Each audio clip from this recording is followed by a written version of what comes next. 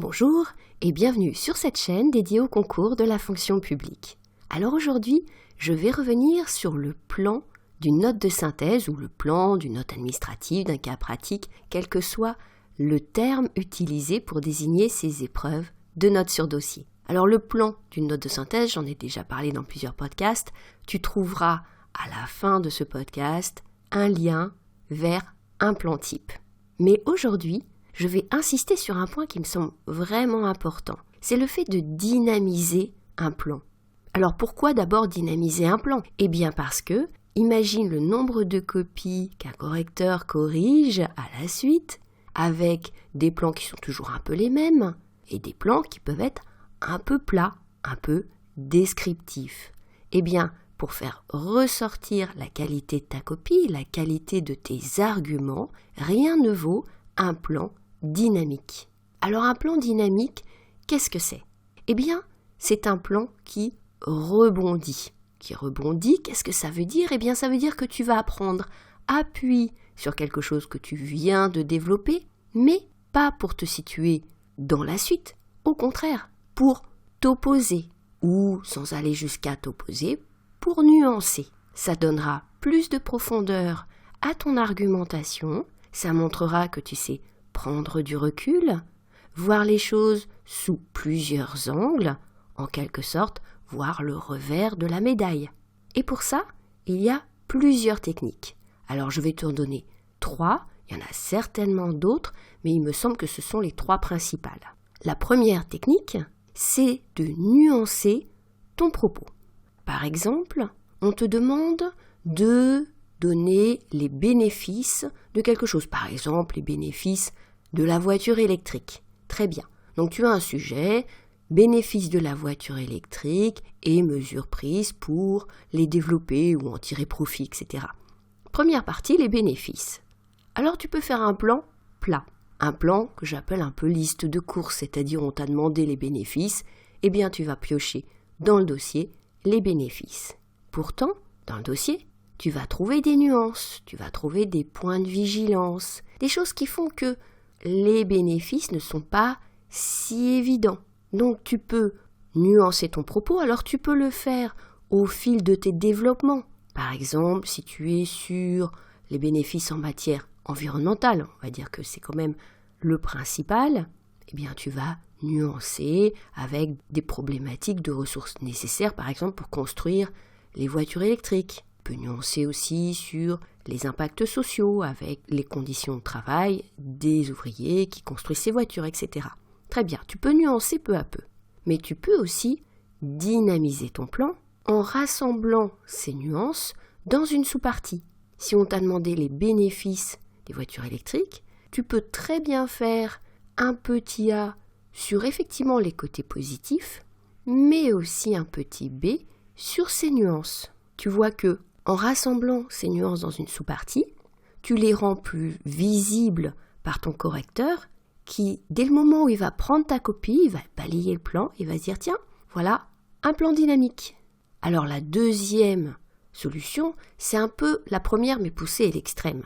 C'est d'aller chercher ce qui va contredire ta première partie. Non pas seulement nuancer, mais contredire.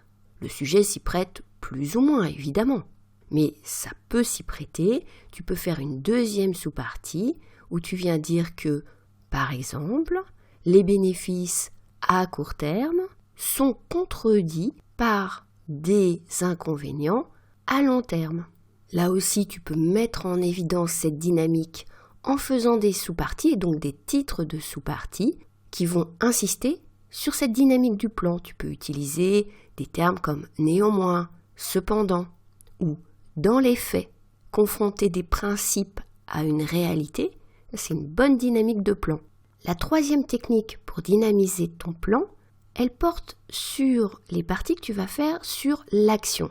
Dans le plan type dont je t'ai parlé et dont tu trouveras le lien à la fin de ce podcast, j'insiste beaucoup sur le fait que une note de synthèse, dans le cadre d'un concours de la fonction publique, c'est une note qui va porter en totalité ou en partie sur l'action publique. Qu'est-ce qui est prévu ?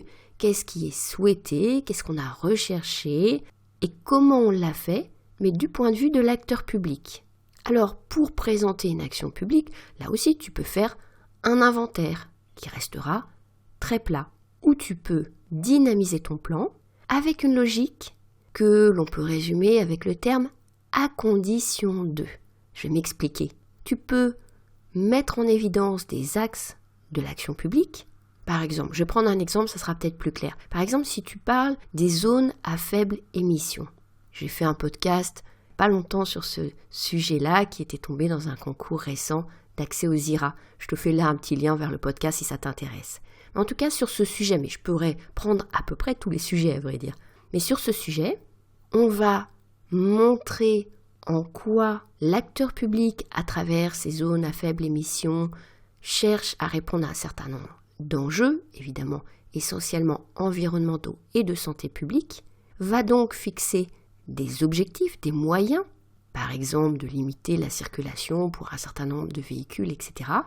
Et on va mettre en évidence les conditions nécessaires pour atteindre ces objectifs.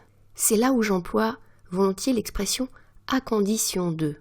Ce réflexe qui est de se dire « ok, je mets en place une politique publique, j'ai défini des objectifs pour répondre à un certain nombre d'enjeux, mais il faut que je tienne compte d'un certain nombre de contraintes et que je mette en place des actions pour y répondre. » Par exemple, donc sur les zones à faible émission, eh bien, pour que la mise en place d'une zone à faible émission permette d'atteindre ces objectifs environnementaux et de santé publique, il faut tenir compte, par exemple, du tissu urbain qui est limitrophe de cette zone à faible émission, des conditions de transport en commun.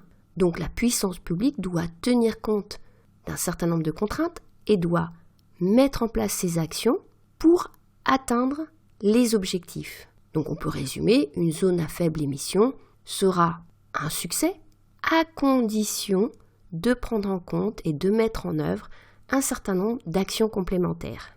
Donc voilà pour cette troisième technique pour dynamiser un plan. En résumé, la première technique, c'est la nuance. La deuxième technique, c'est l'opposition, la contradiction. C'est donc la nuance mais poussée un peu à l'extrême. Et la troisième technique porte plutôt sur les politiques publiques, c'est de montrer à quelles conditions elles peuvent atteindre leurs objectifs. Alors j'espère que ces techniques te seront utiles quand tu passeras une épreuve de notes sur dossier. Tu trouveras bien sûr sur cette même chaîne d'autres podcasts sur la technique de la note de synthèse. N'hésite pas à les retrouver, il y a une playlist sur la méthodologie de la note de synthèse où elles sont rassemblées. N'hésite pas également à rejoindre un espace de partage sur Slack, ouvert à tous, entièrement gratuit, et qui te permet d'obtenir des ressources, d'échanger des conseils, de partager avec d'autres candidats au concours de la fonction publique. Je te mets le lien pour nous rejoindre sur Slack à la fin de cette vidéo. Si ce podcast t'a intéressé, n'oublie pas de le liker et de t'abonner à la chaîne si tu veux être au courant des prochains podcasts. Il me reste à te souhaiter bonne chance pour les concours que tu prépares. À bientôt sur YouTube et à bientôt sur Slack.